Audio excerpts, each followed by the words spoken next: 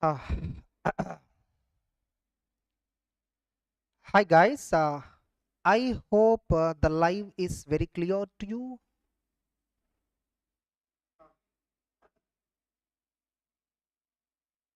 Hi guys, perfect. So we'll proceed.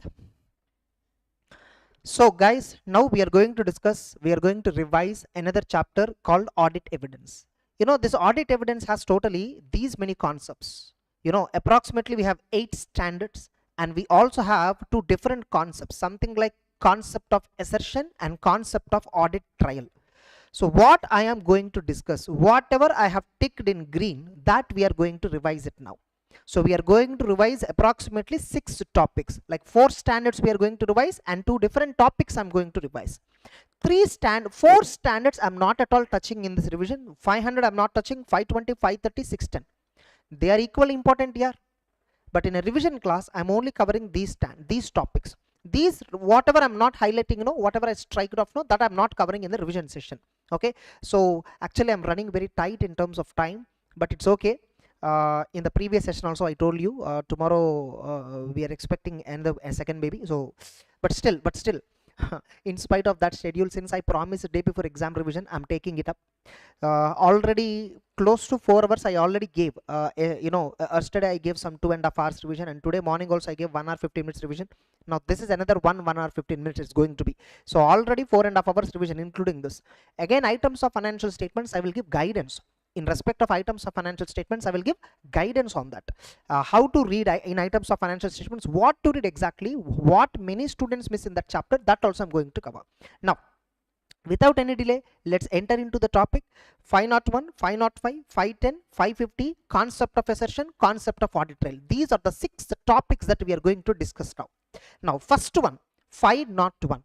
See, many students, when they see 501, 505, they think there are nothing. There is no simple standards. They're all nothing. Where nothing is there in that. But when they see the question in the examination, they will think of like, where is it coming from? So that's how the students generally, like, they will be shocked to see the kind of questions.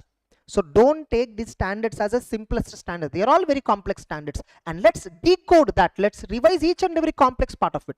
Now in 501, what is 501 standard is talking about? 501 talks about, the heading is this: audit evidence, specific considerations for selected items.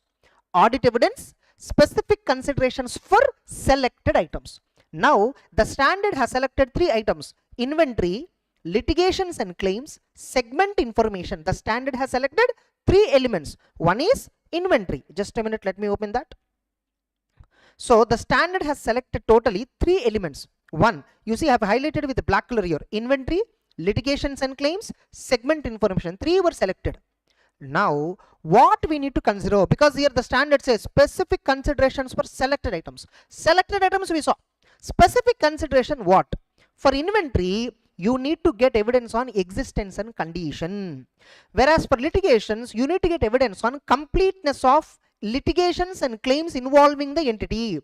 Whereas for segment information, you need to consider presentation and disclosure. So for inventory, existence and condition, you need to get evidence. For litigations, completeness of disclosure of litigations and claims. Even for litigations and claims also, they are mainly talking about disclosure.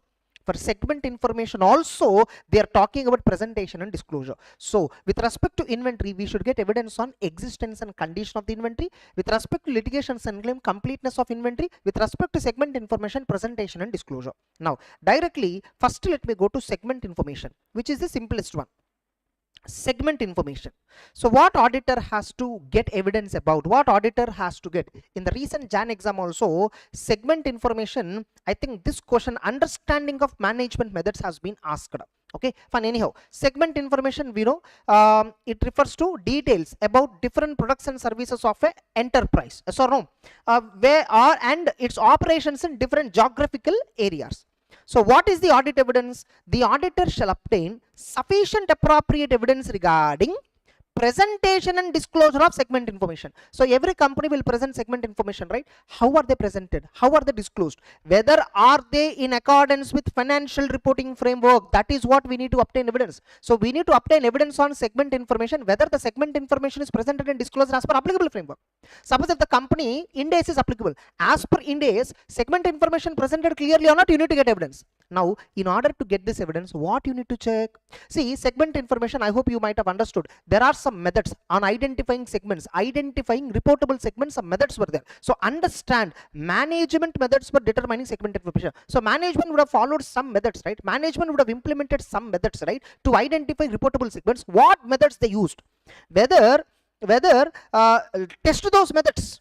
Like test, management would have told some asset method, profits method, revenue method, some method. Test them. You also find out how many reportable segments came and see what segments they reported, what are reportable segments, whether matching or not. Perform analytical and other procedures as necessary. Analytical process means last year how many segments were there, this year how many segments were there. If any segment was discontinued, discontinuing operations requirement and all, you should check. The auditor is not required to give separate opinion. By the way, just because we are checking segment information, are we liable to give any separate opinion on segment reporting? No need. This is one of the selected item which the standards on auditing felt important. One of the important item. They just asked us to get sufficient appropriate evidence on presentation and disclosure of segment information. Now, you need to understand methods which management used, right? When you're understanding the methods, there are some matters which are relevant when you're understanding the methods used by management. Whatever methods management used, testing methods we call them as methods for identifying reportable segment. Okay, whatever methods they're using, when you're checking those methods, keep in mind the following matters like sales, transfers, inter-segment transactions and eliminations, comparisons with budgets and expected results, allocation of assets and cost among the segments, consistency with prior period, adequacy of disclosure. This itself can be asked as a 4 marks question, or write about audit evidence for segment information. This itself can be asked as a 3 or 4 marks question. That's it. So this is one segment. This is one part in 501. Now, another important one, litigations and claims.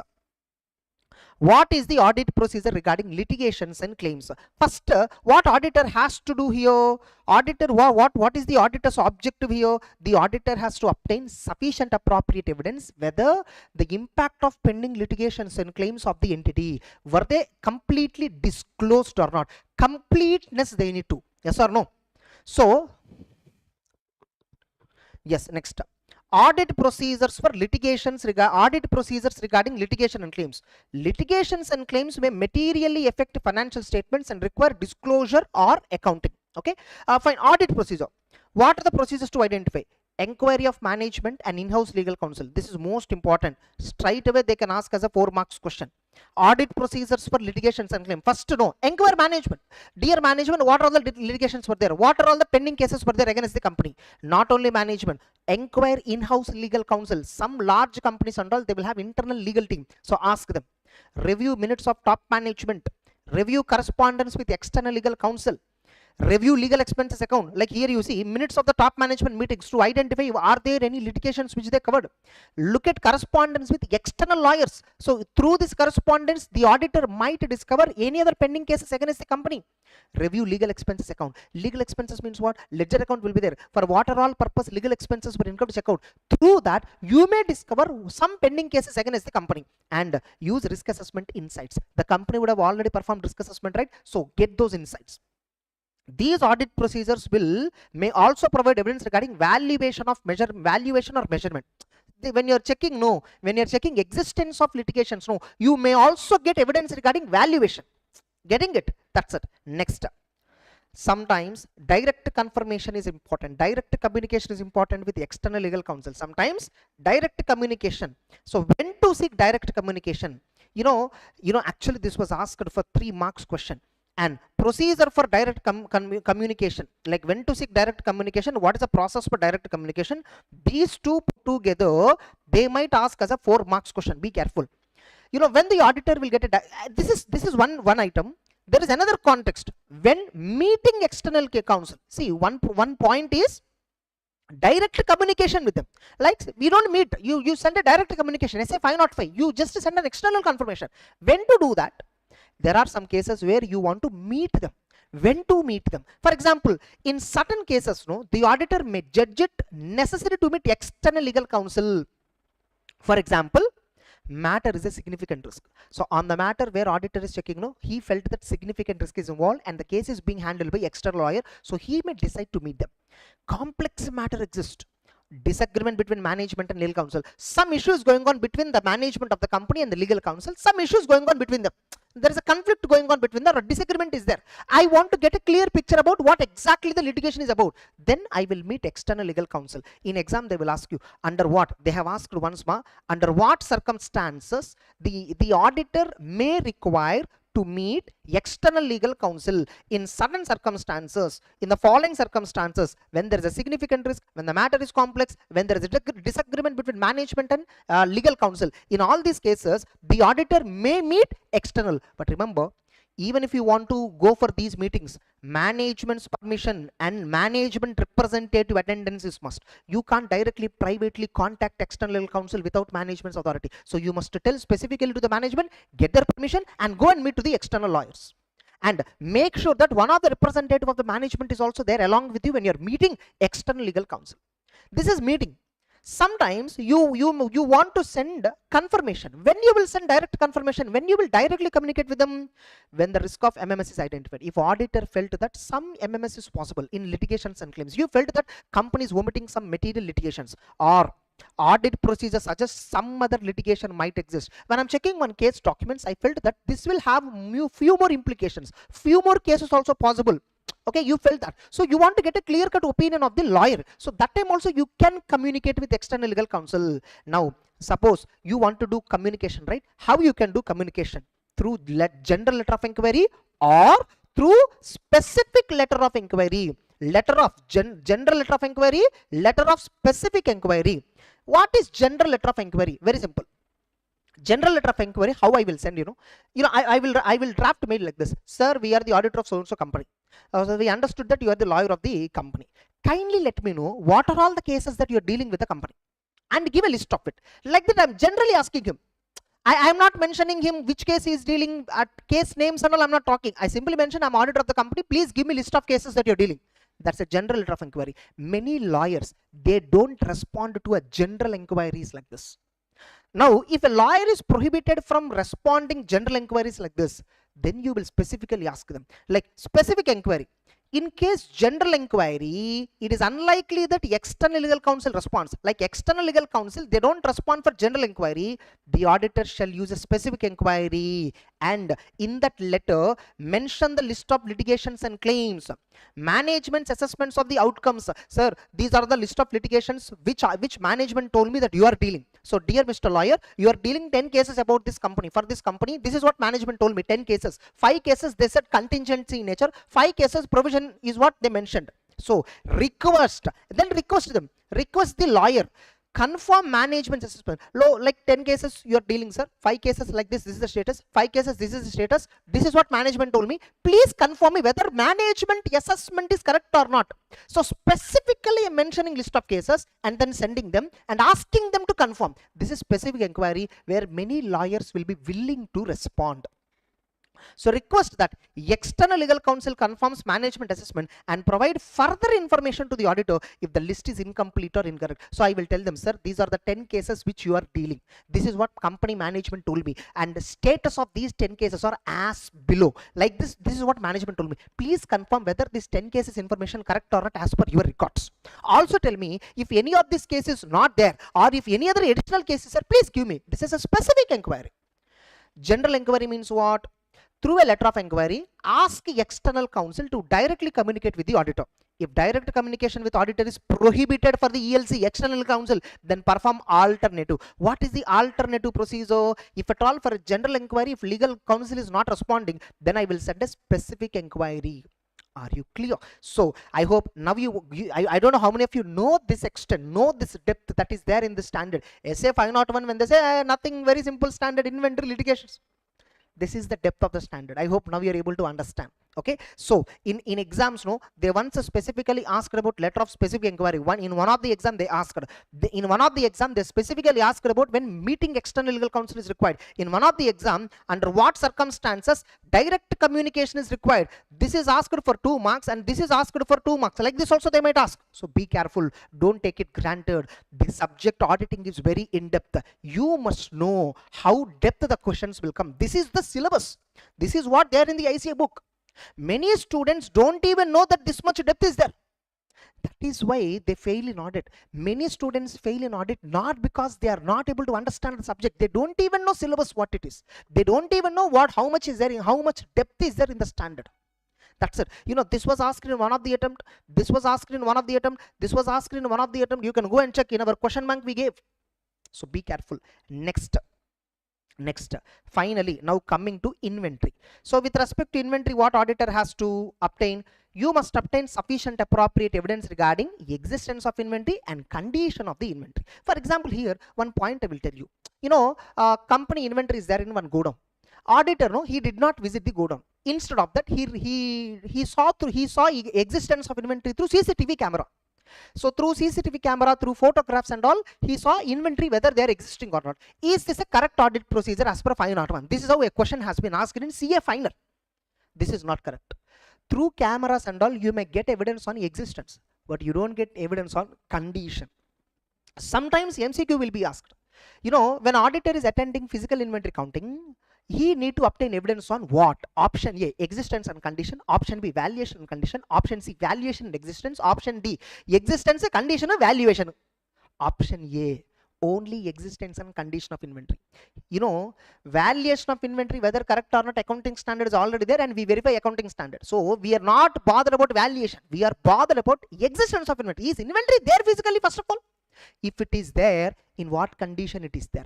Condition of inventory is important for valuation of inventory. If the inventory is in damaged or obsolete condition, then it is valued always at NRV. If the inventory is in good condition, then it is valued at cost or NRV, whichever is lower. Remember this principle. So condition of inventory is most important. So if you want to know condition of inventory, how can you check condition through photograph? How can you check condition of inventory through CCTV camera? You can't. So that is not an adequate audit procedure for 501 purpose. So what 501 says, you must obtain sufficient appropriate evidence regarding existence and condition of the inventory. For that, what auditor has to do? What is the audit procedure for obtaining evidence on existence and condition of inventory? The audit procedure is very simple. Attend physical inventory counting. Simple. Auditor attendance at physical inventory count. What he will do by attending? Evaluate management's instructions and procedure for recording and controlling. Look at what management instructions are. Look at how they are recording and controlling the counting. Like how are they counting it? What instructions management gave for counting? So whether are the counting procedures correct or not? First to look at. Inspect the inventory. Observe the count procedure. How are they counting? What management? First to look at the management instructions for counting. So okay, management instructions and all seems logical. 2. Observe how they are counting. Are they counting as per management instruction? Check out. 3. You also inspect the inventory and you also perform test count. Like employees of the company will be counting and telling numbers and all. You also go to that rack and see whether that count is matching or not and reconcile with records. Physical counting is there, right? That count matching with the records or not. Inventory records will be there. Verify whether entity final inventory records accurately reflect the physical count result. And now when you're attending at physical inventory count, you need to inspect inventory for existence and condition and perform test count. Observe compliance with management instruction. Obtain audit evidence about reliability of management procedure.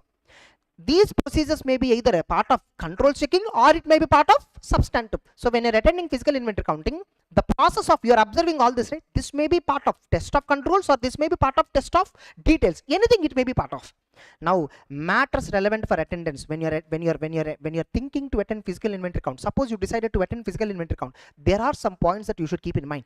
Like what is the nature of inventory? Is it a gold? I mean, if it is a jewelry business, it's a gold. Is it cotton or is it rice product or is it any industrial iron or oil? What exactly? What is the stage of completion of work in progress? What is the risk involved? Internal control system, whether proper procedures and instructions are given for counting, timing, when they are counting, 31st March or some other data, location of inventory, materiality and risk at different locations, need for an expert. whether entity using perpetual inventory records. So what are the matters relevant for attendance at inventory counting? 5 points. There are so many points, but there any 5 points you write, that's sufficient. Sometimes no, company may not be doing inventory counting on 31st March. They might be doing inventory counting on some other date. What procedures extra you need to perform when inventory counting is at other than balance sheet date? If physical inventory counting occurs on a date other than financial statements date, then auditor has to perform additional procedures. Same, the above procedures you will perform. You will check management instructions, you will check how they are counting, you will test check inventory, you will inspect the inventory, all that you will do. In addition to that, since inventory counting is conducted at April month or May month, not on 31st March, intervening between these dates, what are all the transactions happen, whether they are properly recorded, auditor must perform additional procedures to ensure changes in inventory between count to date. For example, counting is on 15th April and balance sheet date 31st March. Are they properly recorded or not? I will check. So on 15th April, if inventory physical inventory matching with records, perfect. Now between 31st March and 15th April, what are all inventory movement is recorded, whether that is proper or not, check out. Then automatically you will get an evidence on 31st March inventory. Next, relevant matters auditor should consider to verify changes in inventory, whether perpetual records are maintained, reliability of perpetual inventory records, reasons for differences between physical count results and perpetual records. So this itself can be asked as a straight question, 4 marks question. What are the additional audit procedures if inventory counting is performed at a date other than date of financial statements? The auditor has to perform additional procedure to see that changes in inventory between the count to date 15th April and 31st March are properly recorded. And next, second one, additional procedures, especially to verify changes in inventory. They said, right, to verify changes, no, additional changes in inventory has been correctly recorded. And how do you verify, how do you know changes are correctly recorded? See whether perpetual inventory records are properly adjusted. For 15 days, whether perpetual records are adjusted correctly. Reliability of those records. How do I know perpetual records are reliable? I will see the actual transaction. Whenever an order is received, first records are updated, then goods are delivered. Like that. Reasons for difference, if at all, there between the physical count and perpetual records. Remember, in a perpetual system, physical inventory must match with records. There should not be any difference. If there is a difference, why there is a difference? Auditor has to investigate. So this itself can be asked as a 4 marks question. Sometimes, auditor may not be able to attend inventory. But before this, let me talk about when inventory is in the control of third party. Let me talk about inventory under the control of third party. Inventory under the control of third party. If inventory is under custody and control of third party, for example, inventory in transit, inventory with a job worker, inventory with another company, goods sent on sale or return basis, inventory lying with warehouse, Amazon warehouse. For example, many sellers, many manufacturers, their inventory will be lying with Amazon warehouse. Their inventory will be lying with Flipkart warehouse. Like that. Okay, so if at all inventory is with third party and is material to the financials, the auditor must obtain sufficient appropriate evidence regarding their existence and condition by following methods. 1, direct confirmation from third party about how much quantity he is having, what is the condition, or another process, directly you go and inspect or perform other procedures. You inspect or perform other procedures appropriate. Sir, what are other procedures, sir? What are other procedures, sir? Examples of other procedures. In one of the exam they asked this. MCQ they asked in one of the MTP. Which of the following is not an example of other procedure? See, when inventory is with third party, auditor may perform either one of the following or both the following. 1, get a direct confirmation regarding quantity and condition. 2, perform inspection. You go directly inspect, or other audit procedures as appropriate. Other audit procedures means what? 4, inspect documentation such as warehouse receipts regarding inventory held by third party. Like, what is the proof that inventory is with third party? Request confirmation from other parties if inventory is pledged as collateral. Attend or arrange another auditor to attend third party. Obtain a report from another auditor or service audit report on adequacy. So inspect documentation such as warehouse receipts. Request confirmation from other parties. Attend or arrange another auditor to attend third party count procedure. Obtain report from another auditor or service auditor report. Suppose if the company inventory is kept in Amazon, Amazon will give an audit report, service auditor report. There is a report called 3402, SOC1 report, SOC2 report, like that some reports and all were there, which we will discuss in CA final. So when inventory is with other third party, request confirmation, directly go and do inspection or other procedures. Other procedure means what? Like, check the documentation. Request confirmation from other parties if inventory pledged as collateral. Attend third party physical count procedure. Third party is doing physical counting, right? Go and attend or send somebody else or get a report from another auditor or service auditor on adequacy of third party internal controls over inventory. So get an evidence on counting, inventory controls, attend physical inventory counting done by third party, inspect documentation, or if the inventory is pledged as collateral, get a confirmation from them. These are examples of other audit processes. In exam, they will ask you specifically this question, 4 marks. Our students will go and write some answer and come and thinking that that is right answer. But see how specific the standard is drafted. That this is the kind of clarity that you require. See, since it's a revision class, I can't give more, I can't discuss more, but still I'm almost from past 20 minutes I'm discussing this. Now, finally, sometimes auditor may not be able to attend the inventory. Suppose companies counting inventory on some other date, and on that date you are unable to attend. In such a case, if auditor is unable to attend physical inventory counting due to some unforeseen circumstance, then conduct or observe inventory count on an alternative date and perform procedures on intervening transactions. Suppose if inventory counting is impracticable means what? You can't go there at all. Auditor, there is a threat. If attendance at physical inventory counting is impracticable, then the auditor has to obtain evidence on alternative procedures. Modify the opinion if alternative procedures are not possible. Impracticality may arise due to nature of the inventory or location of the inventory, such as safety concerns at the site. By the way, what is not impracticality? Auditor is feeling difficult to go there. Auditor feel time waste. Auditor saying, no, inventory counting is costly. This is not a reason for impracticality. General inconvenience is not a valid reason. Now, what are the alternative procedures? Look at the documentation of subsequent sale of inventory. Suppose you can't go to the location of inventory because inventory location is at some location where war is happening right now. So it is not at all advisable for the auditor to go there. So it's impracticable. But how do you know inventory is there at that location? See, April month, May month, some sales were there from that godown. Sales were there means in the godown inventory is physically there, right? So that is called subsequent sale. Perform other valid procedures if practicable to verify existence. If evidence cannot be obtained, sir, alternative procedure also not possible, sir, then modify the opinion because there is a limitation on the scope. You are unable to obtain evidence regarding inventory lying in the godown, and you are unable to perform alternative procedure also. Therefore, you will directly give the modified opinion. That's it. 501 is over. I hope you are confident on 501. You see how much is there in 501? Let me show you the similar thing in 505 also. Like there's so many students have misconception. 501 very easy, 5 minutes or 10 minutes. 505 very easy, 5 minutes or 10 minutes. No, they are all so many complex things were there. This is how in exam they test. Even in 505 I will tell you how they tested in the recent exams. Now that's it. So with this 501 is complete. I hope you are clear on 501. Just a minute. I hope you learned some new points.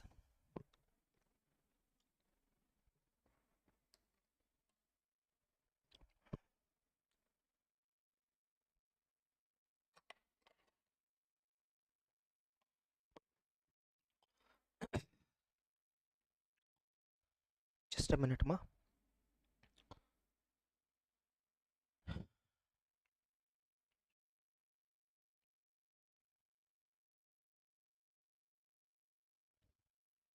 Next, yeah, SCA 505 external confirmation. This is one standard where everybody thinks I know everything about the standard, but I will show you so many points which I think you might have neglected. Don't worry. External confirmation means what? Direct confirmation by auditor with the third party. Okay. Now, what many students think is external confirmation is what? A PCR will be there. Positive confirmation is that. Negative confirmation is that. That's it. No, that is very minimal. That's a very basic element in the standard. There are many things which are tested in the past exams, okay, which many students fail to pay attention. Now look at external. What is an external confirmation? Audit evidence which is obtained as a direct response to the auditor from a third party. From a third party, auditor is getting direct response, okay, to the auditor, either in paper or electronic form, whatever it is. So then that is called as an external confirmation. Okay, like what is external confirmation? First, what is the external confirmation procedure? Where and all I use external confirmation? External confirmation procedures are generally used to confirm or to request information about some account balance and their elements. They can also be used to confirm terms of the agreement, contracts, transactions, absence of the conditions like side agreements. Are there any side agreements and all? Okay, so external confirmation can be used for confirming or getting information about account balances, their elements, transactions, terms and conditions, anything. Now, what is the procedure? First, identify the information. What is the external confirmation? First, identify the information. For what information you want confirmation? Sir, creditors, sir. I want information on creditors. I want information on debtors. I want information on inventory lying with third party, sir. Okay, identify the information. Now, select the confirming party. Appropriate confirming party. I know third party organization is there, but inside that who should reply? From whom you, to whom you should ask this confirmation? Accountant, finance manager, CFO of that company. Who has to? So responses are more reliable when external confirmation request is sent to a party where auditor believes is knowledgeable about the information. So according to me, he knows in that organization, in that creditor organization, debtor organization, so and so manager, accounts manager knows about the information which I want. So then identify that party, then design the request. Design the request. When you are designing the request, there are some factors. This itself was asked as a 4 marks question. Request. The external confirmation request must be properly addressed, and you must also include written information for direct response. When you are sending a mail, you should clearly tell to whom they should reply. Reply mail ID also you should clearly mention. Okay, now the design of confirmation request affects the response rate and reliability. How you are designing that affects response rate and reliability. See, you need to make sure third party job simple. When you are designing the request, you fill the amount, you mention everything and tell them, sir, please, whether you agree or disagree, you just reply. There are two types of designs. There are two design formats. External confirmations are broadly two types. There are two methods: positive confirmation request and negative confirmation request. In a positive confirmation request, third party has to respond whether he agree or disagree with the information. Whereas in a negative confirmation, the third party will respond only when he disagree. Now here, when you are designing the request, see, it may be positive or it may be negative. When you are designing the request, in a positive, how will I design? Sir, I am the auditor of so-and-so company, sir. In our company, your account is having a credit balance. Means he is a supplier. Our company has to pay him. So in our books of accounts, we found out that we are liable to pay you 10 lakh rupee as on 31st March. Kindly reply whether in your books of accounts, how much balance is there. I will ask him, sir, how much balance is there in your books of accounts? I will put a blank and then send him. Send. Some third parties, they will not respond if you ask them to fill the amount. If you ask them to fill the amount, they will not respond. Suppose you ask them, sir, 10 lakhs is there in our books of accounts, sir. Will you agree, yes or no? Just tick and send me. They may respond. This is a designing. See, here also, you see, positive confirmation request, it can be with a blank or it can be with a number, and where we may ask him yes or no. Both are positive only. In negative, what happens, sir, in our books of accounts, 10 lakhs is the outstanding balance, sir, as on 31st March. Please respond if the amount is not correct. Please respond if the amount is not correct. If you do not agree with this, with the information, see, we are sending request, right? Confirmation request, right? Inside that some information we put, right? If with that information in the request, if third party don't want to agree, then only he should respond. That is NCR format. Able to understand? When NCR will be used, that point we have. There is a specific question asked in past examination. Under what circumstances negative confirmation request can be used? That specifically we will discuss. So, look at, so the design of the request affect the response rate. If at all responding is made very easy, the third party has to simply reply yes or no. They will respond very fast.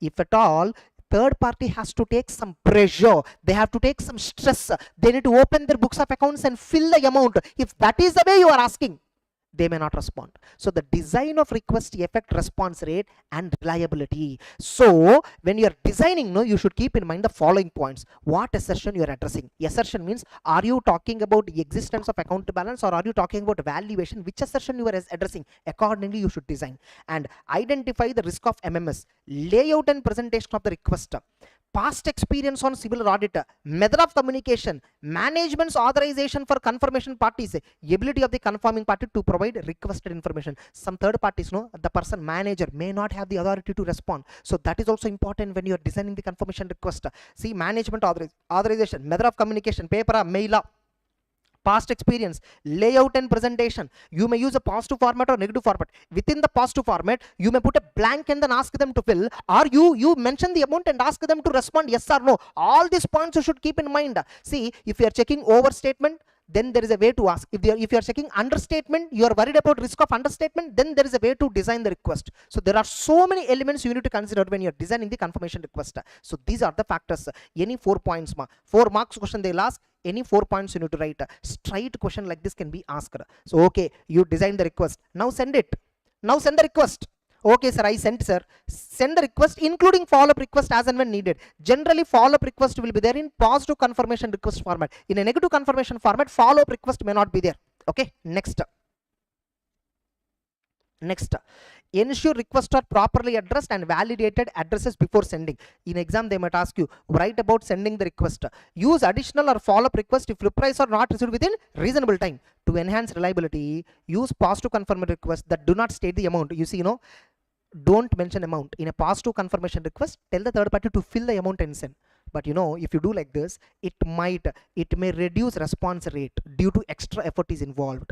So generally the best way to send a confirmation request is, sir, we are the auditor. As on 31st March in our books of accounts, there is a liability for you that we need to pay some amount to you. Blank amount, put a blank. Please fill the amount that we have to pay as per your records. Third parties may not respond for these kinds of requests. This layout and presentation is not acceptable for third parties because they need to put the amount.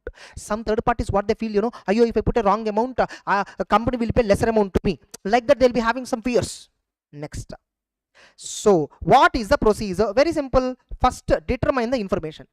Identify appropriate confirming party. Design the request. Send the request including follow-up request. Over. This is the external confirmation procedure. Standard is not yet over, my dear. There is one more definition. Exception. There is a definition called exception. Many students don't know this. Exception definition is there. So that we will discuss now. Next. Negative confirmation request. What is a negative confirmation request? In a negative confirmation request, I will send confirmation request to the third party. In that information I will mention like this: sir, in our books of accounts the account balance is like this. Please reply if you disagree. Ignore otherwise. Non-receipt of reply within 3 days. Non-receipt of reply within 3 days. We assume that you agreed with this. Like that we will mention and then send. Now 3 days over, third party did not respond. We assume that third party agreed. But tell me, did third party explicitly agreed? No. You see, negative, see, that's why sometimes what happens, you send a negative request. Third party has not at all seen the mail. Third party has not seen the mail at all. He didn't open at all. He was on a vacation. But actually, our client books of accounts and third party books of accounts, there is a lot of difference. And when you investigate, you will know that our client books only wrong. But what happened, you sent a negative request, third party did not reply. So what auditor felt, everything is matching, our client books of accounts are right. So that's why negative confirmation request is very dangerous. Negative confirmation request provide less persuasive evidence. It is less convincing than positive confirmation request. Auditor shall not use NCR. Negative confirmation request you are prohibited to use unless all the conditions below are satisfied. All the following conditions must be there. Then only in that scenario, in that class of transaction, in that account balance, negative confirmation can be used. Assessed low risk of MMS and obtain evidence of control effectiveness. In our client, no controls are effective, and on the debtors or creditors, some you got an evidence that low risk is there. Population includes small items. They're all small items. Low exception rate is expected. Exception rate is low. What is exception? Exception rate is low, I agree. What is exception? Generally exception means what, see here, you see exception means difference between. Exception means what? Difference between information requested by auditor or contained in entity records and information provided by third party. So I sent a confirmation request, right? Inside that I mentioned some amount. Third party also replied. He said that amount is same, no difference. Then there is no exception. Suppose I mentioned amount 10 lakhs. Third party said, no sir, it is not 10 lakhs, sir, it is 11 lakhs. Now there is an exception. Information requested by the auditor and information provided by the third party, if there is a difference between them, then that's an exception. Generally, what information I request third party? Whatever information is there as per our company records. In our company books of accounts, what amount is there? That amount only I will request them to confirm. So that's why information requested by the auditor are contained in entity records and difference between this and this. That's why you see difference between yellow and green letter, which I highlighted here. So whenever there is a difference, no, you must analyze, and what is its impact on the entire population, you should check. Sometimes, no, see, remember, in our books of accounts, his balance is 10 lakhs. He replied saying 8 lakhs only. Can I straight away say our client books of accounts are wrong? No. See, when you sent a confirmation request, third party replied disagreement, that he did not agree with this. Disagreement is an exception. That's not misstatement. Many students will think if third party replied with a different amount, then our books of accounts are misstated. No, wrong. You need to investigate further why there is a difference between our records and third party records. Sometimes third party records might be wrong. So that's exception. Now, if you think exception rate is low, if the exception possibility is very low, there also you can send NCR. Exception rate low means what? Array, last week only both of them confirmed with each other. This week no transaction happened. So obviously the exception possibility is very low, and no conditions exist that indicate that recipients will disregard the request. I know very well, if I send a NCR, he will definitely see that. And if at all he ignore this, means if at all I did not get reply within 3 days, means I for sure know that he considered this. So that's it. If these 4 conditions are satisfied, NCR can be used. Now suppose you sent a negative confirmation request, you did not receive any response. You did not receive any response, right? Non-receipt of a response means generally what you assume that everything is matching. But do you know explicitly the third party agreed to this? No. Non-response to NCR does not explicitly confirm receipt by third party. In the recent CA final May 25 exam, these were asked in MCQs. In the recent May 25 CA final, these points were asked in MCQs. So depth. Okay, and this point was there even in CA Inter. Many, in MTPs and all, they tested once. Non-response to NCR provide significantly less persuasive evidence. So to an NCR, if you don't receive any response, what does it mean? Agreed or third party has not seen? What does it mean? We don't know. So there is no explicit confirmation here. He didn't respond. So explicitly we don't know whether he agreed or disagreed. We don't know. Recipients generally will respond if the information is not in their favor and less likely to respond otherwise. They will respond when they want to disagree, which is favoring with them. Suppose if information what we sent is not in their favor, then they will immediately respond. Suppose if the information as per our records is favoring them, they may not respond. So NCR, you did not receive any response. There are so many interpretations on it. That's it. So non-response to negative confirmation request, how should auditor interpret? This itself can be asked as a 4 marks question. This itself can be asked as a 4 marks question. And under what circumstances NCR can be used? This itself can be asked as a 4 marks question. Finally, evaluating evidence obtained through external confirmation. You know what? The second point is there, right? Again, there is an MCQ in CA final in the recent May 25. In CA final, they have asked this. Array yaar, CA Inter standard they tested in final. So there is a high possibility that in CA Inter also they will test. They tested it already. So now, whenever you are performing external confirmation, you might have got some result. The third party would have replied or not replied, something would have been there. Please evaluate the results. Okay, whether the external confirmation have given you reliable evidence and relevant evidence, check out. See whether any further procedures are necessary. When you are evaluating individual confirmation request, like each confirmation request when you are evaluating, you can categorize the external confirmation result into 4 categories. The results is categorized into 4 parts. Response by third party, indicating agreement. Third party responded, everything is matching. Or a response, third party responded where you felt that is not a right response, you felt unreliable. Or non-response, third party did not respond. Exception, third party responded, but difference is there in the information. Like he gave some other information which is not matching with your records. So the result of external confirmation can be 4 categories. 4 categories. 1, agreement by third party. D, disagreement by third party. 3, third party reply is not reliable. 4, he didn't reply at all. That's it. Next. So the auditor's evaluation combined with other process helps in determining whether, so after looking at these results, you may have to decide whether further audit process may be required or not. You need to check out. That's it. 505 is over. Now finally, one more point. Sometimes management refuse to send external confirmation to 1 or 2 parties. Okay, they may say, sir, some issue is going on. Now if you send external confirmation again, so the client might misunderstand. Let's not. Okay, so the auditor shall inquire. If management is refusing, inquire the reasons about management's reasons for refusal and see whether that is valid and reasonable. Look at the evidence. Reasons for refusal may include some legal dispute going on or some negotiation that going on. So the auditor must seek evidence to validate the reasons. How the refusal impact the risk, modify the nature timing of procedures, and get alternative. You want to get evidence through external, where external is not possible, so try to perform alternative procedure. So perform alternative procedure.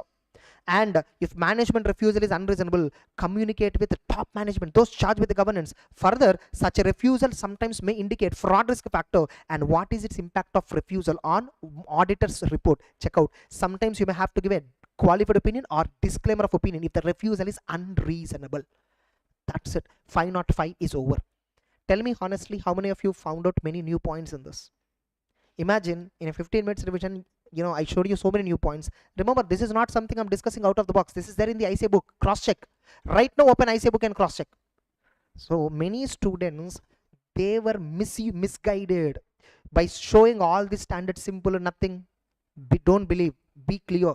This is the depth of the standard. Mark my word, tomorrow exam you will find many advanced questions where students feel, some students might feel that it's not there. But don't worry, you all followed this, you all listen to this, you will not feel surprised if a question comes from in-depth corners of the standard. That's it. I hope you understood thoroughly 505. Next 510 initial audit engagement opening balances. So now, by the way, once just let me open. So 501 inventory completed, litigations and claims segment. 505 important definitions we understood, confirmation procedure, factors for designing confirmation request, management refusal, NCR, can we use a negative confirmation as audit to 4 conditions, evaluation of evidence. All these points we understood now. Correct? Now we will discuss 510. In 510 standard heading is what? Initial audit engagement opening balances. Initial audit engagements hyphen opening balances. Initial audit engagements dash opening balances. So this is the heading of the standard. 550 related parties. That's it. No more related party disclosures. No. Related parties. That's it. What is related party standard? We'll discuss later. Okay. 510.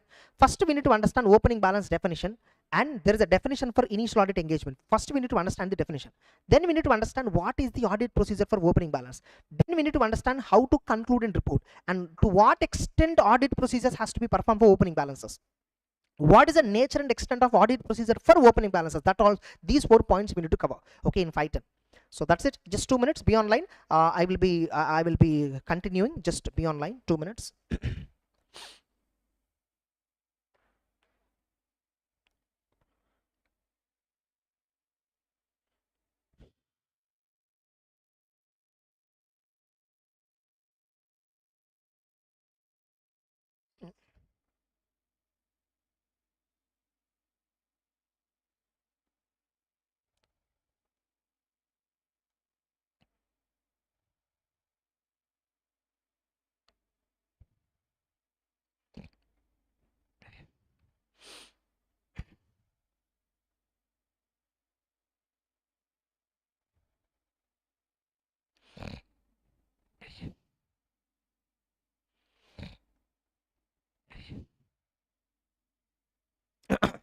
Yeah.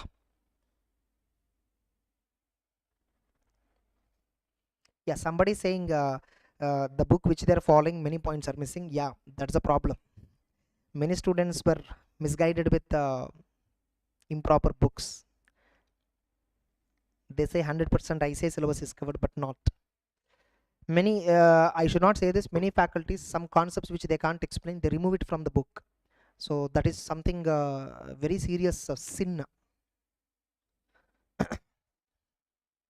Fine. I'll go with 510 now.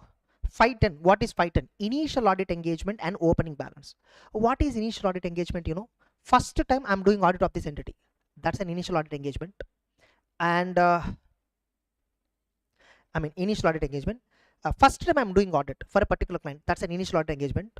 Or previously there is no auditor at all. Simple. There are 2 cases. Previously, the financial statements of the client were not at all audited, and I'm the one who appointed right now for the first time. 2, previously some other auditor was there, now I replaced him. Both these engagements are called as initial audit engagement. And when you are performing an initial audit engagement, you must obtain evidence about opening balances. That's very severe. Now, initial audit engagement, an engagement where prior period financials are not at all audited, or they were audited by predecessor auditor. That is called as an initial audit engagement. Opening balance means what? Opening balance means what? Account balances which are existing at the beginning of the accounting period, which are based on the prior period closing balances, last year closing balances carry forward. No, that itself is opening balance. Not only that, the opening balances reflect prior period transactions, events, and accounting policies. Opening balance also includes matters which are just disclosed. In the last year balance sheet P&L, notes to accounts, disclosures were there, like contingencies, commitment disclosures. They will also be treated as opening balance. Remember, the definitions are important for MCQ purpose. Next. So what is the objective? Very simple. In an initial audit engagement, the objective is, you have to obtain sufficient appropriate evidence about whether opening balances contain misstatements which might affect the current period financials. Accounting policies, are they consistently applied? And if there are any changes to the accounting policies, whether the changes are correctly reflected. So first let us look at accounting policies point. Directly auditors' conclusions and reporting I will see. Okay, reporting on accounting policies, very simple. See, we have to get an evidence that last year whatever accounting policies were there, whether the same is followed. Sometimes changes will happen. Okay, changes, but let it be. Whether the changes in accounting policies were properly accounted and disclosed. If at all they were not properly accounted or not properly disclosed, then we should give a modified opinion, qualified or adverse opinion. If the auditor conclude current period accounting policies are not consistently applied, or changes in accounting policies are not properly accounted for or not adequately disclosed, the auditor must express a qualified opinion or adverse opinion. You have an evidence here. Accounting policies are not consistent, or there are some changes which are not properly accounted. Therefore, we must give adverse opinion or qualified opinion, as the case may be. Sometimes, reporting on opening balance. Directly, first let me talk about reporting on opening balance. Then I will talk about audit process. Reporting on opening balance. If you are unable to obtain evidence regarding opening balance, you are not getting evidence on opening balance, the auditor will express a qualified opinion or disclaimer of opinion. Suppose opening balance are materially misstated, which is affecting current period financial statements, and they are not properly accounted for or not adequately disclosed, the auditor must express a qualified opinion or adverse opinion, as the case may be. See, if you are unable to obtain evidence, disclaimer of opinion. You have an evidence that they are materially misstated in the current period, adverse opinion, worst scenario. Either qualified or adverse. Qualified disclaimer, qualified adverse. You see, part 1 revision audit reporting, I told where qualified opinion will come, where adverse opinion will come, where disclaimer will come, I clearly told. Next. Now, what is the audit procedure for opening balance? Verify that prior period closing balances are correctly brought forwarded or disclosed as a prior period item. See whether last year closing balances were they correctly brought forwarded. How do I know? How do I check? Perform one or more of the following procedure. Review audited financial statements of the prior period. Last year audited balance sheet is there, right? Check that with the current year opening trial balance. Like, evaluate whether current period processes provide evidence. Current period, no, some payment made to debtor. Opening date in April and May month, some payments were made to debtor. They were belonging to last year balances. See how much amount is paid. Oh, this much amount paid in the current year means last year outstanding amount is correct, right? Conduct specific procedures for opening balance. Specific procedure for opening balance means what? Opening trial balance we will match with last year audited balance sheet. Assets and all debit side of the trial balance. Liabilities and all credits in the trial balance. Like that we will tick. We will match like this. That's it. Next, suppose if auditor obtains evidence for misstatements in opening balance which will materially affect the current period, then perform additional procedures. Do go in depth, verify further to know what is its impact. If auditor concluded MMS exists, the auditor shall communicate to the management and top management, ask them to rectify the financial statements, ask them to show it as a prior period item. If they rectified and showed it as prior period item correctly, they accounted, then no problem. I will give unqualified opinion. Now, what is the nature? So what procedure we need to perform? We understood now. So what is the procedure for opening balance? 4 marks. Conclusions and reporting, straight away they can ask it as a 4 marks question. Now we are discussing about nature and extent of procedures. To what extent I will perform opening balance? The nature and extent is dependent upon accounting policies followed, nature of account balance and transaction, risk of MMS involved, significance of opening balance to current period. Suppose last year only we started business, no much business happened in the last year. So in the current year, opening balances may not be significant. So we just briefly verify whether predecessor auditor's opinion was modified. One more important thing, last year auditor gave a modified opinion. So then opening balances might play a very major role in the current year. So that also you should see. So factors affecting nature and extent of audit procedure, 4 marks question straight away. What are the factors that affect nature and extent of audit procedures for opening balance? What accounting policies they are following? What is the nature of accounting balance? Significance of opening balance? Whether prior period auditor has given modified opinion. Suppose no, last year financials were audited by previous auditor. The auditor can obtain sufficient appropriate evidence by reviewing audited financial statements of the last year, review supporting schedules and all. And reliance on ordinarily you happily trust last year closing balances unless current period procedures indicate some misstatements. Generally you are eligible to trust last year closing balances because last year somebody has audited, so you don't have to doubt them. By default you can trust that they are free from MMS. But in the current period you found some mistakes might be there in the opening balance, then only you will not trust it. For current assets and liabilities, evidence for current asset liability may be obtained during the current audit. Like how in the current audit evidence we get regarding current assets and liabilities. For trade receivables and payables, no, in the current year collections might be there or amounts might have been paid. That itself is an evidence for existence. Inventory, current year procedures may not provide sufficient evidence regarding opening inventory value, therefore additional procedures are necessary. With respect to inventory, no, generally in the current period, current year purchases and sales, if you're checking, you may not get evidence regarding opening stock. So for opening stock, if you want to get evidence, you need to perform additional procedures. First, do inventory counting and reconcile till opening balance. Perform process on valuation of opening item, test gross profit and cutoff. So for inventory, you may not get evidence by performing current procedures. You may not get evidence regarding opening balance in the current period. You may have to perform additional. Do first physical counting, trace back to opening balance all the transactions, and do valuation and perform cutoff procedures. That's how you can get evidence on opening value of inventory. For non-current assets, no, okay, the evidence can be obtained in current period, examining accounting records and underlying information, using confirmation with third parties, and additional. I think this non-current point is not that important, but this inventory point is very important. MCQ it might be important. So MCQ it might be important. That's it. Fight and standard is over. Who is a predecessor auditor? Predecessor auditor is auditor from another firm who audited the last year financials and is now replaced with you. You are the current auditor. So since you replace the previous auditor, for you it is a first time audit. That's why it's called initial audit engagement. But we apply the standard even if it is a recurring engagement. Not just in initial audit engagement, we apply the standard, we follow the standard even if it is a recurring audit engagement. That's it. Fight and standard is over. Next, 550. I don't know whether I'm giving you additional points, all that I don't know, but I hope I'm giving you I hope I'm giving you crystal clear clarity in the shortest time.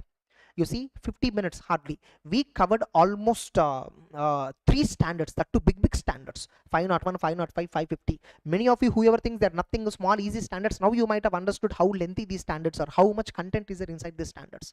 That's it. Just 2 minutes, we'll continue 550.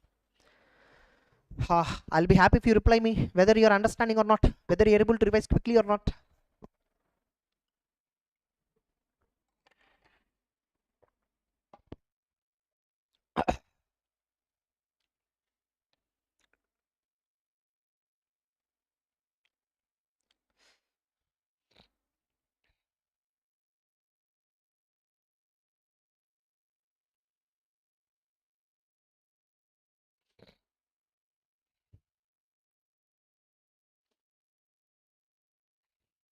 Yeah. Now, so look at this. 510 is over. Now 550. There are totally 5 concepts that we need to understand in related parties. Now, first we need to understand definition of related party. Many do not pay attention to the definition. Definition of related party is very important. Okay. Then what kind of related party relationships? You know, here there is a word called RPRT. Related party relationships and transactions. Related party relationships and transaction. Nature of related party relationships and transaction. That we need to understand. Then we need to understand understanding of entities, related party relationships and transactions. Existence of related parties. Small entities, how related party relationships and all will be there. Next. Now, meaning of related parties. You know, actually, many students think that related parties means we need to check disclosure requirement. Wrong. Here, the standard mainly deals with auditor responsibilities relating related parties. Specifically, it applies in relation to risk of MMS due to fraud. Most important, fraud risk factors in relation to related parties. That is what the primary focus of this standard. Now, what do you mean by related party? the standard first what it says, follow applicable financial reporting framework definition. Suppose if accounting standard defines related party, follow accounting standard definition. If Ind AS defines related party, follow the definition. Suppose if the framework is silent, suppose if accounting standard there is no related party requirement, or if Ind AS does not talk about related party, actually in reality they are talking. So auditing standard related party definition is useless basically. But in exams, MCQs they might ask. MCQ, in one of the MCQ they asked this note point. In one of the MCQs they asked this note point. Okay, so now related party means what? If at all financial reporting framework is silent, so who are related parties? Very simple. A person or entity that has control or influence over reporting entity. Reporting entity means the entity where we are reporting, means our client. On our client, did somebody has control, did somebody has influence, they are related party. Okay, another entity over which reporting entity has control, another company is there, on that company our client has a control, our client has an influence, they are related party. Another entity under common control, there is another company, along with this company there is another company, we both are under common control through common ownership, close family member, common, like these are nothing but sister concerns, these are nothing but sister concerns, they are also related parties. Means the company which is controlling me or influencing me, or the company which I am controlling or I am influencing, or another country, another company where me and that company were controlled commonly by somebody, means sister companies. These are all related parties. Now there is one exception here. Entities under common control of a state. State means what, here it's not state government, central government, not that. State means government, that's it. Entities which are under common control of a government, they are not treated as related parties unless they involve in significant transactions and sharing of resources. So companies which are under common control of a government, they are not treated as related parties. Okay, however, if they engage in significant transactions with each other, then they will again be treated as related parties. So just because government is having common ownership in many companies, you can't say each company is related party to each other. No, that's it. Now control means what? Govern the entity and operating policies. Significant influence means what? You can participate. If you are having power to govern, then that's control. If you have a right to participate, then it's influence. Now how do you know that there is a control or influence? Other equity holdings we have in that entity, we have equity ownership, financial interest is there, holdings of other financial interest, being part of top management or being a close family member of top management, significant business relationship with key management. So in all these way we can have control. They may ask you as a 4 marks question, what are the factors? They may ask you, define control and significant influence, and what are the indicators of control and indicators of significant influence? They may ask you this entire segment as a 4 marks question. Next, some related parties will be there with a dominant influence. Related parties sometimes can exercise dominant influence over our company. This is relevant in assessing risk of MS due to fraud. Is there any related party who is dominant in the company? And I need to know what kind of transactions happen with them. Are there any fraud risk factors in that? Now, this SP points relevant, special purpose entity point irrelevant, not required. Now, nature of related party relationships and transaction. Many related party transactions, most of the related party transactions, they will happen just like a normal unrelated party transaction. Most of the related party transactions occurs in normal course of business and may not pose any higher risk, okay, compared to unrelated parties. What kind of risk is there in unrelated party transaction? The same level of risk will be there in related party. Generally, most of the related party transactions are just neutral, normal, like unrelated party transaction. The nature of related party relationship can sometimes result in higher risk of MMS. Some related party transaction may give higher risk. For example, related parties may have extensive complex structure. Like some related parties, they are not direct related parties. Complex structure is there. Information systems may fail to identify or summarize transactions and outstanding balances. Some related party transactions may not follow market terms and conditions. In all these cases, high risk will be there. Most of the related party relationships and transactions may carry no special risk. They will be ordinary. But in some cases, related party, the nature of relations and the nature of transaction can sometimes result in higher risk. Example, complex relation.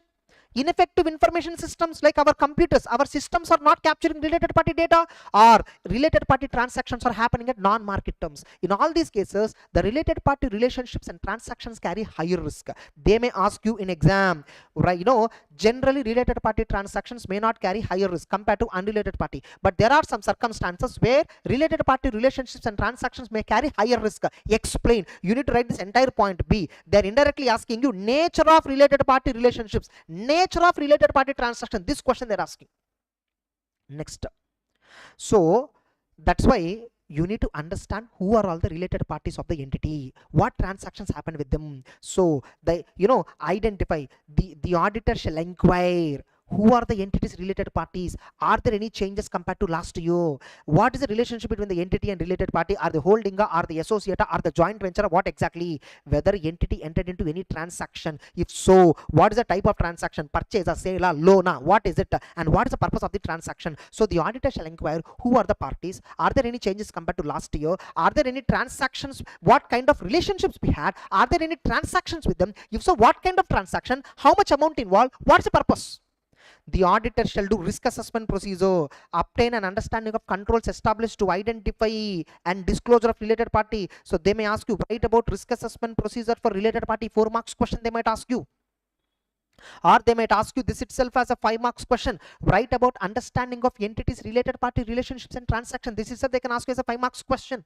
Next, SS controls for authorizing and approving significant transactions. See, in the company what kind of controls are implemented to approve related party transaction. Evaluate controls for authorizing and approving significant transactions. See, are there any outside the normal course of business, any transaction, what controls the company has implemented, how they are authorizing that, check out.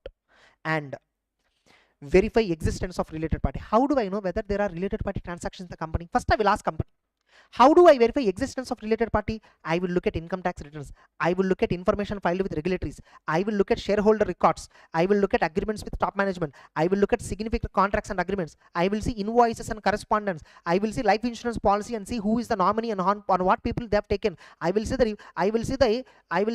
just a minute, I will see internal auditors report, I will see the filings with regulators, I will see shareholder register. So any 5 points, what are the records and documents you will inspect to identify related party relationships and transactions, any 5 points you can write. The auditor has to be alert for related party information while reviewing records and documents. So you have to be you have to be very alert throughout the audit. Next, so consideration specific to smaller entities. In smaller entities, the control environment, smaller entities often have a different control environment. Like governance roles may not include outside members. Same person is management, same person is top management. In some cases, governance is handled directly by the owner himself. Control activities in smaller entities are typically not formal, they are less formal. So there may not be documented, no documentation will be there. So who are related parties, what transactions happen with them, there won't be any records also. The owner may either mitigate by full active overseeing or potential increase through involvement of related party transaction. So what is the audit approach in smaller entities? For these smaller entities, auditor may obtain understanding of related parties by inquiring management, observing management oversight and review activities, inspecting relevant documents. So in smaller entities, auditor have to ask direct management who are the related parties, observe how they are having control on the financial reporting, inspect relevant documentation. In straight away this itself can be asked as a 5 marks question. That's it. Okay, so that's it. With this, related party 550 standard is also over. So that's it. Major chapter is completed in audit evidence. See, we are not covering 4 standards. I told 500, 520, 530, 610 I'm not covering, and I told you I will cover 2 more topics also. One assertions topic I'm covering, 2 audit trail topic I'm covering. Yes or no? Like as I already told at the beginning. So now I will cover 501 over, 501 over, okay, 505 over, 510 is over, 550 is also over. Now concept of assertion, concept of audit trail I will cover. Now let's proceed.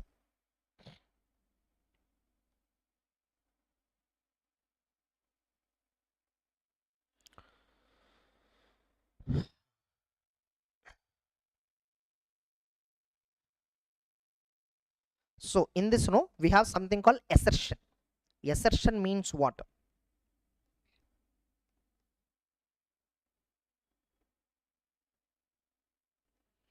Yeah, assertion you see.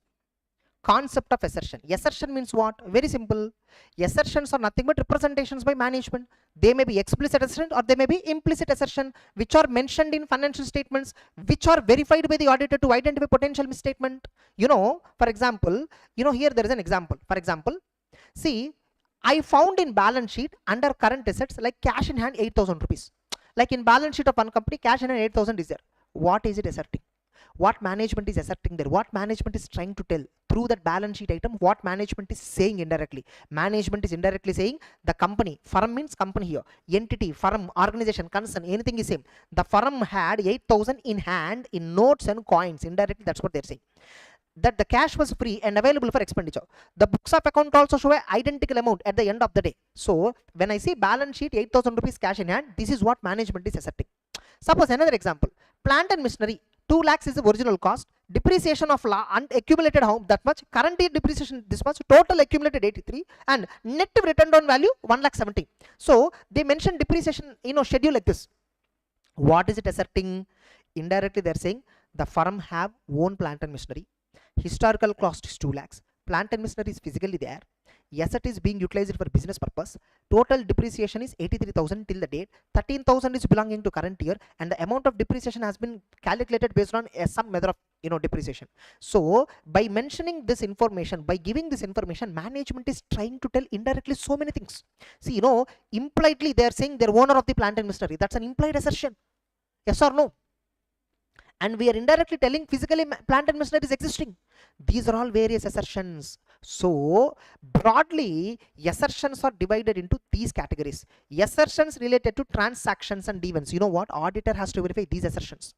We need to verify whether transactions events really occurred. We need to verify whether all transactions that should have been recorded, are recorded, whether they are all completely recorded. Whether transactions occurred. Occurrence means what? When I want to check overstatement, I will check occurrence, whether really transaction occurred. If it is really occurred, then recording is correct. Accuracy. Transactions events are recorded appropriately with correct amount, whether the amount at which they are recorded, are they correct? That's called accuracy assertion. Transactions and events are recorded in correct accounting period. Array sale is recorded in 31st March. See whether the sale really happened. Transactions and events are recorded in proper account. That is called classification. So with respect to transactions, I generally check 5 types of assertions. With respect to balance sheet items, I will check existence, I will check rights and obligation, I will check completeness of assets and liabilities accounting, I will see valuation, and I will see allocation. Whereas for presentation and disclosure items, I will check occurrence and rights, completeness, classification, accuracy, and valuation. And remember, these assertions I may combine sometimes, like you see here. Auditors may combine assertions across transactions and balances, provided all aspects are verified. Now further, nature of assertions. Generally, assertions are not specifically stated but are implied in nature. For example, here, plant and machinery 2 lakhs worth of amount we showed. Indirectly, what we are concluding, what plant and machinery is owned by the company. We are indirectly concluding that it is owned, company owned machinery. Balance sheet does not say own plant and machinery. They simply say plant and machinery. Ownership we are assuming. That's an implied assertion. Okay. Explicit. Some explicit assertions are made when specific details are needed to give a complete picture. For example, secured loans 4 lakhs. Name of the lender, nature of the security, interest rate payable. If at all we are mentioning them specifically, then that's an explicit. Negative. Sometimes assertions are negative in nature. Like negative means what? For example, negative assertion means, for example, implied negative assertion, I'll tell you. Suppose, in the balance sheet there is no building. Like fixed asset schedule is given, asset schedule is given, depreciation schedule is given, but building point is not at all there. The word building itself is not there. Impliedly we are saying that there is no building. Okay. Next, explicit negative assertion. Explicit negative assertion means what? I am showing buildings and I am mentioning that zero, not existing. Explicitly I am saying that there is no building. That's it. So auditor, the financial statements contains an overall representation in relation to. So the auditor has to verify, if each, yeah, fine. This one you see. The auditor's opinion is based on overall representation. To form the opinion, auditor will verify all the assertions, whether they are explicit assertions or implicit assertions, both positive and negative assertions. Individual judgments leads to conclusion whether financial statements as a whole are free from material misstatements. So you need to verify all the assertions. So when you're reading balance sheet, try to figure out what are all it is trying to tell. Verify all those elements. That's what assertion concept is saying. That's it. That's what assertion concept is saying. Actually, much more in depth can be discussed in this, but that's okay. From revision point of view, this is more than sufficient. Then audit trail concept. Audit trail concept. So what is an audit trail? In calculator, no, when you're totaling some calculations, no, plus minus some total you did, you can do check, right? Like what are all items you added, what are items you reduced, you can check, right? That's actually an audit trail. That's actually an example of audit trail. Okay, so in companies, no, there will be so many people involved. So accountant is there, finance manager is there, purchase manager is there, production manager is there, storekeeper is there. Many of them will participate in accounting indirectly. So whenever somebody update any record, their name will be recorded. When they recorded, at what time they recorded this transaction, how much amount they recorded, later how the transaction is modified, is the narration modified, ledger account modified, everything will be recorded in the computer. That is called audit trail. So audit trail is a documented, means recording flow of transaction that helps trace how a source document leads to a journal entry and ultimately reflected in financial statements. So purchases 10 lakh crore, purchases some 1 lakh crore is there, breakup 10,000 purchase transactions are there. One transaction you take, the transaction, no, originally the transaction initiated through purchase order, 7 days back purchase order is there, then goods received on the second day, then they were entered in the inventory records on some third day, then it is voucher is prepared on fourth day, then finally entered in the books of accounts on fifth day, and that is how it is reflected in the financial statements. Entire flow of transaction I can see. That is called audit trail. Audit trail is used as audit evidence to establish authenticity and integrity of a transaction. It is a step-by-step record where we can trace accounting, trade, financial data into its source. So originally what happened? See, today purchase is reflected in balance P&L account, this much value. But before it is reflected here, it is reflected in so many places where originally it started. So I am tracing back to its source. That's called audit trail. Audit trails document evidence of events to reduce frauds. But maintaining audit trail is very storage cost is very high, database cost is very high. So system expenditure, time is required to analyze the data. Some automated tools and all will be there. Okay, benefits of audit trail. Audit trail stands, this itself, benefits of audit trail. A 4 marks question can be asked. Meaning of audit trail, a 4 marks question can be asked. Any of this can be asked as an exam. Benefits. Audit trail strengthens, it makes internal control strong, improve data security by fixing responsibility of user activities, rebuilding events when problem occur. If some transactions modified later, some fraud happened, I will rebuild what all happened previously. Okay, who entered this transaction, when they entered this transaction, everything will be recorded. Tracking user activity to identify responsible person. Audit trail analysis helps identify reason for problem, ensure that system operates as intended. Systems with audit trail features build confidence in auditors by verifying whether management controls were operating effectively. Audit trail helps to verify whether transactions were performed by right person, authorized person or not. They enhance data security and increase reliability of audit evidence obtained during the audit. That's it. This is audit trail benefit. Yes or no? That's it. So with this, this audit evidence topic is mainly over. 4 standards are predominantly covered here. Audit trail concept is covered, and I also covered assertions topic. That's it. Okay. So internal audit, no, I will just SA 610, I will just give you a brief idea. SA 610, using the work of internal auditor. You can use in 2 ways the work of internal auditor. Type 1, using the work which is performed by them. Type 2, using them directly. That's called direct assistance. Type 1, when you can use type 1, using the evaluation of internal audit function. Type 1, when I can use 3 points I will check. Organization status, objectivity I will check. IAF organization status, whether do they support objectivity, whether internal audit function is having objectivity or not, that I will check. First point. Second point, I will check their competence. Third point, do they have a systematic and disciplined approach, I will check. In all these 3 cases, if the answer is yes, then I will use their work. Now, competence, when you are checking, directly in exam, no, competence itself can be asked as a 4 marks question, or objectivity and its evaluation, this itself can be asked as a 4 marks question. Be careful, anyway this can be asked. So see, I'm just telling you how a question can come. Here IAF work shall not be used. Type 1 work don't use in the following 3 cases. Objectivity is not adequate, lacks competence, does not apply systematic disciplined approach including quality control. In all these 3 cases, don't use internal audit work. Okay, next, nature and extent of work. So type 1 work, if I decided to use, to what extent I can use, what nature of work I will use. Generally we use internal audit work for testing operating effectiveness, inventory counting, performing substantive processes involving limited judgment. If there is a high judgment, we don't use their work. Tracing transactions through information system, testing compliance with regulatory requirement. Okay, next, Circumstance where internal audit function work has to be used less, where we shall perform more of the work directly. More judgment is required in planning and performing. More judgment is involved in evaluating evidence. If the assessed risk of MMS at assertion level is high, that time also you have to perform the work directly. Internal auditor is lacking objectivity, internal auditor is lacking competence, high risk is there, more judgment is involved. In all these 4 circumstances, you have to perform the work directly, depend less on the internal auditor. Okay, then external auditor usage of IAF staff for direct assistance. Direct assistance means what? Under my, the internal audit department, some 2 or 3 members will come into my team members and we will work along with them. So prohibition. If there are threats to objectivity and if they are lacking competence, I will not use them for direct assistance. So okay, suppose I decided to take them into my team, but I will not give the following 4 kinds of works.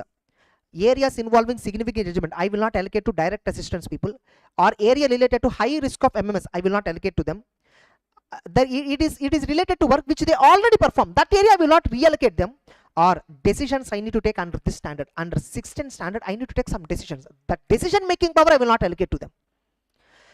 Before I use internal auditor for direct assistance, I will have to enter into agreement with 2 people. One, the persons whom you are taking direct assistance with, them you need to enter into agreement. Management. With management, that management will allow their internal auditors to work under my direction.